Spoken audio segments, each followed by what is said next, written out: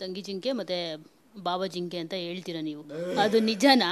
ತ್ರಿವಿಕ್ರಮ್ ಏನಾದ್ರು ನಿಮ್ಮ ಬಾವ ಜಿಂಕೆ ಆಗ್ತಾರ? ನಂಗೆ ಗೊತ್ತೇ ಇಲ್ಲ. ಅದೊಂದು ಸ್ಟೇಟ್ಮೆಂಟ್ ಗೋಲ್ಡ್ ಸುರೇಶ್ ಅವ್ರು ಹೇಳಿದ ಮೇಲೆ ಇದು ಯಾವಾಗ ಪ್ರಪೋಸ್ ಆಯಿತು, ಇದು ಎಲ್ಲಿಂದ ಹೀಗಾಯಿತು ಅಂತ ನನಗೆ ಈಗಲೂ ಗೊತ್ತಿಲ್ಲ ಅದು ಆಗಿದಾ ಇಲ್ವಾ ಅಂತ.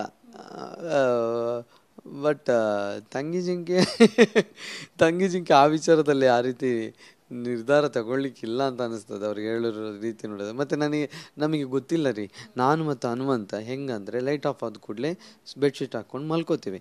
ಉಳಿದವ್ರು ಏನೇನೋ ಮಾತಾಡ್ತಾರಲ್ಲ ಅದ್ರ ಬಗ್ಗೆ ನಮಗೆ ಗೊತ್ತಿಲ್ಲ. ನಾವು ಏನಿದೆ ನಮ್ದಾಯಿತು, ನಮ್ಮ ಕೆಲಸ ಆಯಿತು ಅಂತ ನಾವು ಸುಮ್ಮನೆ ಇರೋರು. ತಂಗಿ ಜಿಂಕೆ ಏನು ಮಾತಾಡಿದ್ದಾರೆ ಅದಲ್ಲ ಅಂತ ಹೇಳ್ತಿದ್ದಾರೆ.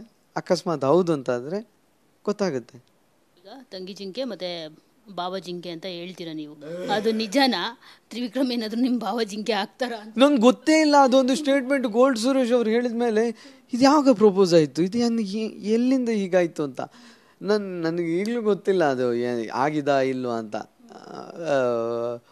ಬಟ್ ತಂಗಿ ಜಿಂಕೆ ಆ ವಿಚಾರದಲ್ಲಿ ಆ ರೀತಿ ನಿರ್ಧಾರ ತಗೊಳ್ಳಿಕ್ಕಿಲ್ಲ ಅಂತ ಅನಿಸ್ತದೆ ಅವ್ರಿಗೆ ಹೇಳಿರೋ ರೀತಿ ನೋಡಿದ್ರೆ. ಮತ್ತು ನಮಗೆ ಗೊತ್ತಿಲ್ಲ ರೀ, ನಾನು ಮತ್ತು ಹನುಮಂತ ಹೆಂಗಂದರೆ ಲೈಟ್ ಆಫ್ ಆದ ಕೂಡಲೇ ಬೆಡ್ಶೀಟ್ ಹಾಕ್ಕೊಂಡು ಮಲ್ಕೋತೀವಿ. ಉಳಿದವ್ರು ಏನೇನೋ ಮಾತಾಡ್ತಾರಲ್ಲ ಅದ್ರ ಬಗ್ಗೆ ನಮಗೆ ಗೊತ್ತಿಲ್ಲ. ನಾವು ಏನಿದೆ ನಮ್ದಾಯಿತು, ನಮ್ಮ ಕೆಲಸ ಆಯಿತು ಅಂತ ನಾವು ಸುಮ್ಮನೆ ಇರೋರು.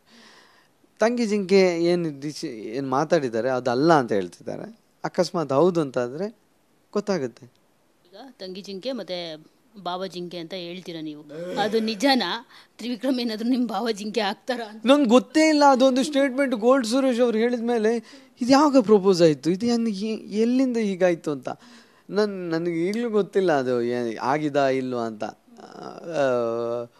ಬಟ್ ತಂಗಿ ಜಿಂಕೆ ಆ ವಿಚಾರದಲ್ಲಿ ಆ ರೀತಿ ನಿರ್ಧಾರ ತಗೊಳ್ಳಿಕ್ಕಿಲ್ಲ ಅಂತ ಅನಿಸ್ತದೆ ಅವ್ರಿಗೆ ಹೇಳಿರೋ ರೀತಿ ನೋಡಿದ್ರೆ. ಮತ್ತು ನಮಗೆ ಗೊತ್ತಿಲ್ಲ ರೀ, ನಾನು ಮತ್ತು ಹನುಮಂತ ಹೆಂಗಂದರೆ ಲೈಟ್ ಆಫ್ ಆದ ಕೂಡಲೇ ಬೆಡ್ಶೀಟ್ ಹಾಕ್ಕೊಂಡು ಮಲ್ಕೋತೀವಿ.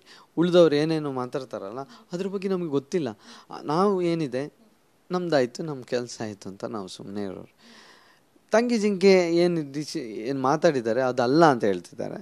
ಅಕಸ್ಮಾತ್ ಹೌದು ಅಂತಾದರೆ ಗೊತ್ತಾಗುತ್ತೆ.